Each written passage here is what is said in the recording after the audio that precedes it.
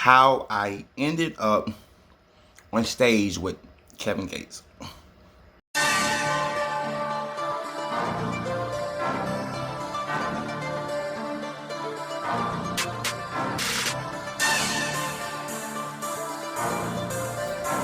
Hey yo, I'm DT, and y'all the family. This is Fam Talk. So we came here to do what? Talk. So let's talk about it. In today's episode, let's take a little trip in the past and let me explain to you how I stood on stage with Kevin Gates. And I want to say this was in 2013. This is right when he dropped the Luca Brasi mixtape, and he was on tour with Step Brothers, Lito and Don Trip. So anybody who knows me, who was close to me, understood that I was a huge Kevin Gates fan. Huge.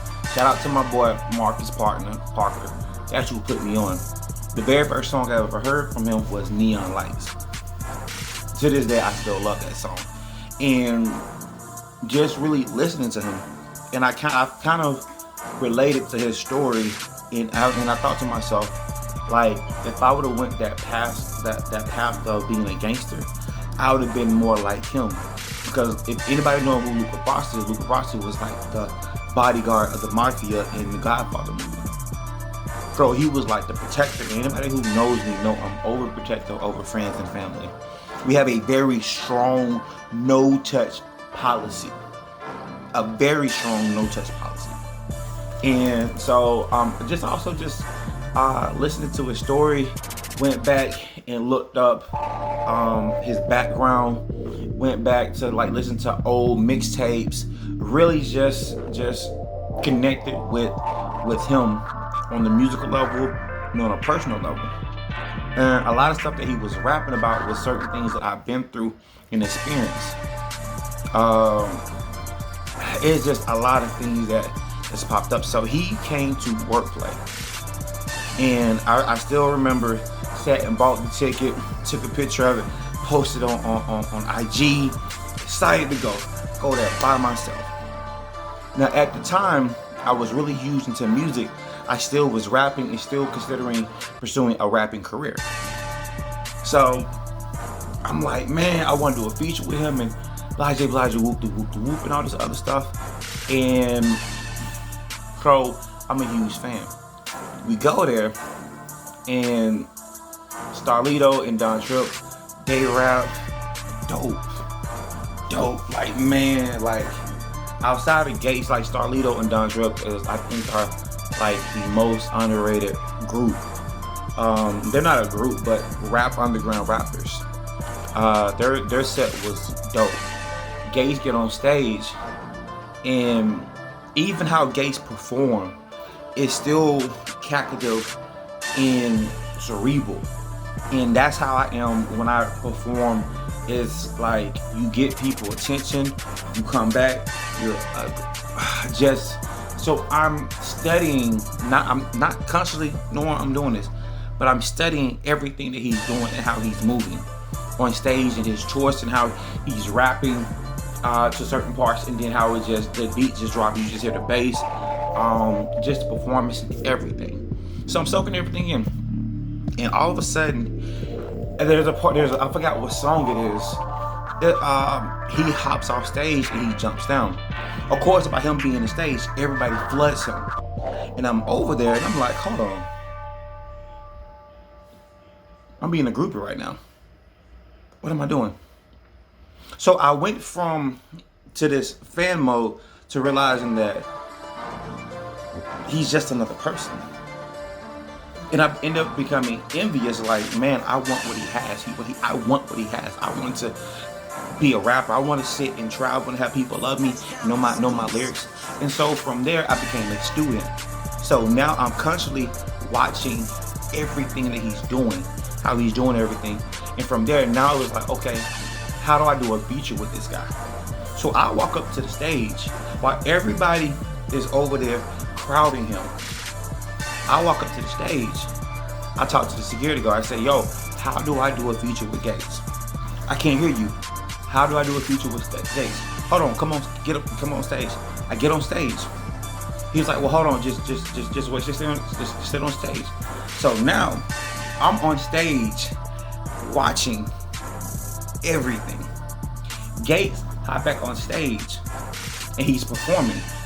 I'm so close to him that I could literally, like, I could reach my hand out and touch him. So I went from being a fan to being envious to being a student to now being on stage, and how I look on stage as if I belong there. Like it looked like I belong there. And so it's funny because this is how you know Starlito is a real nigga. Gates and Starlito performed their track together, and he walked by, he looked at me like, who was that nigga? I don't know who that is. Like, you can just tell that nigga street senses, spidey senses tingle, that nigga street senses was going on because he didn't know who I was. And then from there, Gates pulled up one of my partners from Huffman, which I don't remember which one it was. He got on stage, he looked at me, he was like, yo, you on stage too? And I'm stoic. I'm not, yeah. I'm just stoic, just chilling like I'm a bodyguard, like I'm just one of the ones.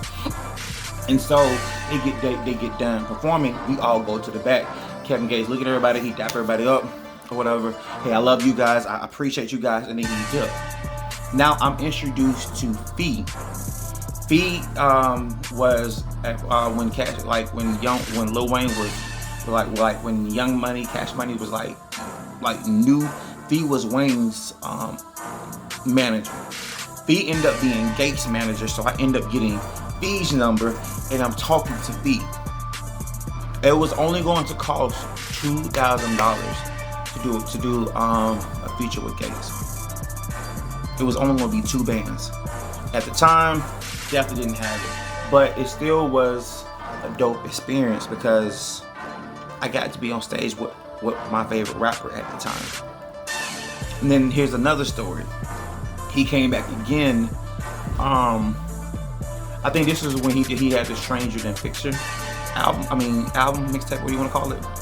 So when he came back again, he came to the Club Rain or Martinis, whichever, I don't remember what name it was, and he was performing. Gates walked to that side. I went like this to him. When he went like that, he shook my hand, like he connected and shook my hand, nodded me, and walked off. Everybody turned around and looked like, oh, you know him? You know Gates? Gates know you?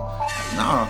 It's just that, once again, because I study so much of him, I recognize what's familiar to him, and like the thing is, like they always start their handshakes like that, and so when I did it, he recognized it. Oh, boom, and everything. So I got to be on stage with Gates, and I got to interact with him again, because when he walked over, he looked at me, we did the handshake, so he saluted me, and then he walked back. Didn't pay attention to nobody else. So that's the story. That's how I ended up on stage with Gates, and it's crazy because at the time I was really big into the what it's called, The Secret, and I kid you not, I wrote down that I wanted to work with Gates, and The Secret said, write it, believe it, have faith in this, and it's crazy because there's some truth to it a little bit. Because I kid you not, I wrote down that I want to do a feature with Gates. 3 days later, my cousin called me like, yo, you wouldn't believe this. I have the raw vocals for a track with Gates on it. It was a Birmingham artist who was getting ready to do a record with Gates, and they sent it over. So he had Kevin Gates' official email, like his actual personal email. I could have flooded it, but I chose to respect. I didn't want to go that way. I would rather meet the individual, have a conversation with them, and move forward that way. One thing that Big Boy said he respected about, I think it was Yellow Wolf, either Yellow Wolf or MGK. I forgot which one of it was. I just know it was a white rapper. He ran into Big Boy, and Big Boy did not know where he was going. Big Boy was with his mom, and he was like, yo, Big Boy asked him what it is. He said, yo, hey, go here and do this. Big Boy respected him. When there's another opportunity came where Big Boy, he got to talk to Big Boy. Big Boy was like, oh, you that guy, I appreciate the respect. What up, let's rap. Because at the end of the day, these celebrities are still people. They're still people. So that's dope. That's dope. Man, crazy.